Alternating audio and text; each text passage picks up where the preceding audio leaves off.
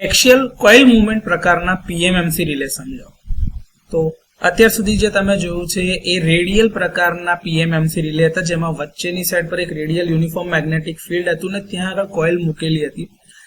આ પ્રકારના રિલેની અંદરમાં ખાલી મુવમેન્ટ જે છે એક્સિયલ છે, બાકી એના સિવાય બધા જ વર્કિંગ પ્રિન્સિપલ કન્સ્ટ્રક્શનલી અથવા તો જે બી ઓપરેશનલ પ્રિન્સિપલ્સ છે જે લાગુ પડે છે એ બધા સેમ પીએમએમસી રિલે પ્રકારના જેમ જ છે. તો આ પ્રકારના રિલેમાં કોઇલની ગતિ જે છે એટલે કે કોઇલની જે મુવમેન્ટ છે એ લાઉડ સ્પીકરના કોઇલની જેમ એક્સિયલ દિશામાં હોય છે. કોરના મધ્યમાં એક કાયમી ચુંબક એટલે કે પરમનન્ટ મેગ્નેટ મૂકવામાં આવે છે અને આ જે કોઇલ છે એ ફોર્મર ઉપર વીંટાળેલી હોય છે. ફોર્મર એટલે કે બોબિન ફોર્મરની હું વાત કરું છું. એના ઉપર કોઇલ એક્સિયલ રીતે ખસેડી શકાય તે રીતે તેના પર મૂવિંગ કોન્ટેક્ટ મૂકવામાં આવેલા હોય છે. આ મૂવિંગ કોન્ટેક્ટ જે છે એ એક જ દિશામાં ગતિ કરતા હશે અને એ દિશા હશે ટ્રીપ કોઇલ તરફની દિશા.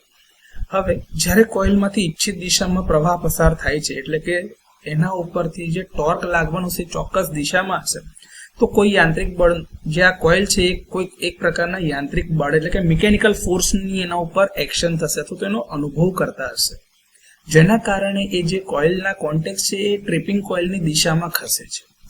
એના લીધે ટ્રિપિંગ કોન્ટેક્ટ ક્લોઝ થાય છે અને રિલેનું ઓપરેશન અસરકારક રીતે આપણને જોવા મળે છે. ડિફ્લેક્ટિંગ કોઇલ પ્રકારના રિલેની તુલનામાં આ પ્રકારના રિલેની સંવેદનશીલતા વધારે છે.